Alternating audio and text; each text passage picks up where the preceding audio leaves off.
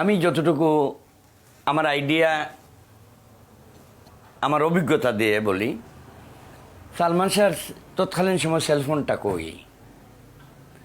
আমি যেটা আইডিয়া করছি যে সে আমাকে বাথরুম থেকে ফোন করছে, করে বলছে যে মামা আমি ডিভোর্স পেপারে সাইন করবো, দিস সকালে আমি চলে আসতেছি। এইটা তার বউ হয়তো বাথরুমের থেকে বাইরের থেকে শুনে ফেলছে।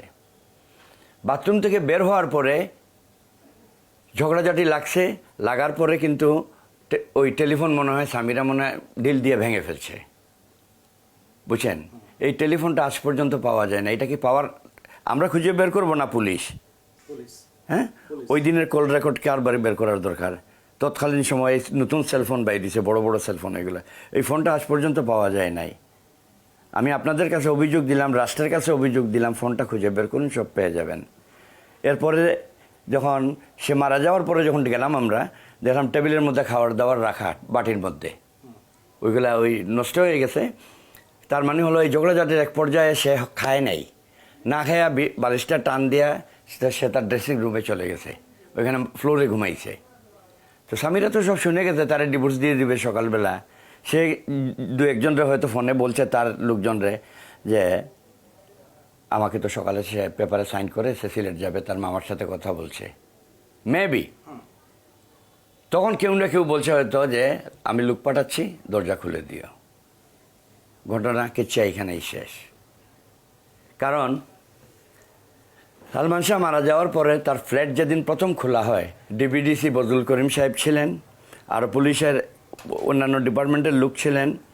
প্রথমে রশিটা মাপা হলো আমার সামনেই, দেখা গেল যে সালমান শাহ যতটুকু লম্বা আর যেখানে কাটা হয়েছে গলার ফাঁসির দাগ, সালমান শাহর পা এসে মাটিতে লেগে যায়। এই ছবিগুলো এখনও আছে আমাদের কাছে এবং কোর্টেও আছে।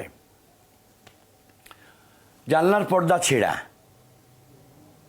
এবং গ্লাসের মধ্যে জানলার গ্লাসের মধ্যে অনেক অসংখ্য আঙ্গুলের ছাপ, এগুলো ফিঙ্গারপ্রিন্টের ছবি নেওয়া হয়েছে। বাথরুমে পাওয়া গেছে এক সুটকেস লক করা ভিজা কাপড়। এইগুলার রহস্য কী? ফ্লোরে পাওয়া গেছে ডানিল সিগারেটের আপনার টুকরা ফালানো। কোনো ভদ্রলোক সিগারেট খাইলে তার ঘরে ফেলবে? কে ফেললো এইটা? এবং এই সিগারেট তো সালমান শাহ খাইতো না। তো এইগুলা রহস্য কে বের করবে?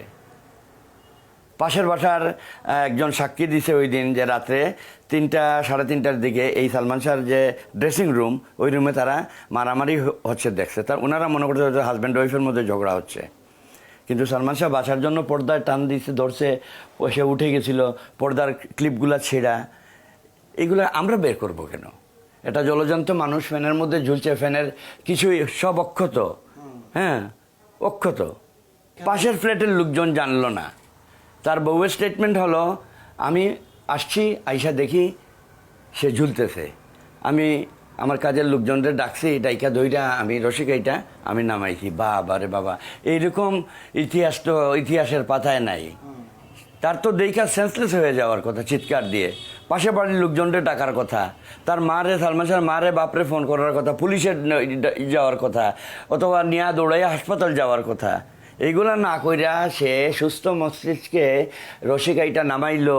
নামানোর পরে সে গোসল দিল, তারে গোসল দিয়ে হাফ প্যান্ট পরাইলো এবং ওই যে চোর পুলিশ খেলা হাফ প্যান্টের মধ্যে নতুন হাফ প্যান্টের স্টিকার লাগানো থাকে না, কাগজের স্টিকার সুতোর মধ্যে বাঁধা, ওইটাও লাগানো, ওইটা খুলতে তারা ভুলে গেছে।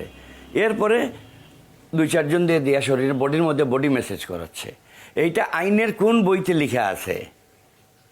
এইটারও তো একটা শাস্তি আছে না? ভাবলাম সালমান শাহ আত্মহত্যা করছে।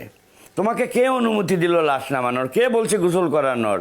হ্যাঁ, কে বলছে গায়ে তেল মালিশ করার? এইটারও তো একটা শাস্তি হওয়ার দরকার। গেল এইটা। আপনার ওয়াইফ যদি আপনার বাড়িতে মারা যায়, তাহলে পুলিশ এসে আপনাকে নেবে, আপনার উপযুক্ত বড় ছোট বড় ভাই থাকলে তাকে নেবে, বাড়িতে জোয়ান যারা থাকবে সবাইকে থানায় নেবে, প্রয়োজনে রিমাইন্ডে নেবে। কিন্তু সালমান শাহর কাজের মহিলা ছিল 2টা, একটা ছিল ডলি, একটা ছিল মনোয়ারা, আর তার কাজের লোক ছিল একটা পার্সোনাল লোক আবুল, সামিরা।